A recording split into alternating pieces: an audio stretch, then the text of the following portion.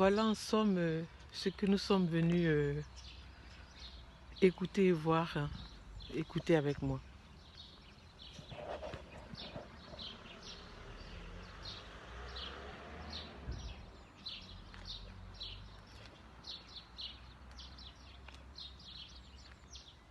Les jonquilles, hein, qui sont au rendez-vous, on est au mois de mars, donc on a des parterres de jonquilles.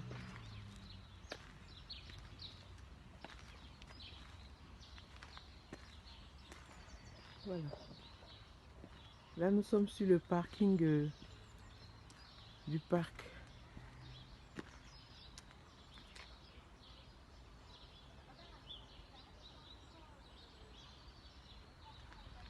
On peut voir la variété de ce qui s'y trouve, hein.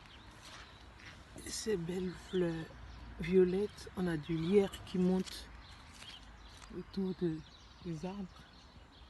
Voilà. L'aménagement avec ces pierres autour des racines. On voit cette diversité d'éléments. Donc ça, c'est des orties. Voilà, voilà. On a de tout là. La beauté de la nature. Voilà. La visite va commencer sous peu. Venez, je vous emmène. Viens, je t'emmène. Allez, à tout à l'heure.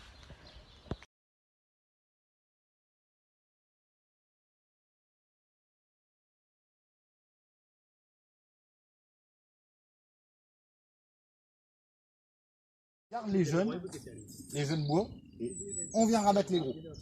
Après, c'est sûr que la première année, on n'a pas de fruits. Mais après, on repart que sur du jeune bois, bien productif.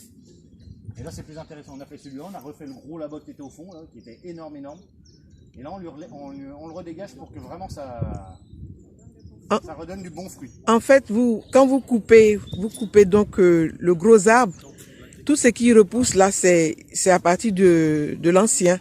On est d'accord? De la souche. Voilà, de la souche. souche. La souche mère, voilà. Ça rejette, ça fait du rejet de la souche mère. Oui. Et après, voilà. Ça c'est quoi, excusez-moi? Un noisetier. Et ça vous faites avec des pêches ou des mirabelles ou pas?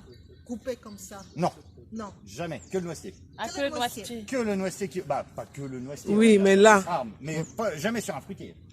D'accord. Un fruitier, vous le faites pousser en mieux on va regarder sur un fruitier. D'accord. Si on fait le même les noisettes. C'est ça, hein? Hein? Noisetier. C'est dans les noisettes. C'est ça, ça sera plus pas la graine. En fait, sur celui-là, si on fait la même chose, Oui. on va le couper ici. Qu'est-ce que c'est que ça, en fait? Le tronc. C'est pas là qu'on fait les greffes? Bien joué. C'est la greffe. Le porte-greffe. D'accord. La greffe. Ok. Donc si on coupe là, ça va repousser. Mais ça va repousser quel arbre? L'arbre du porte-greffe. D'accord. Parce qu'il va rejeter de là. Donc en fait, si on greffe, c'est pour choisir la variété qu'on veut.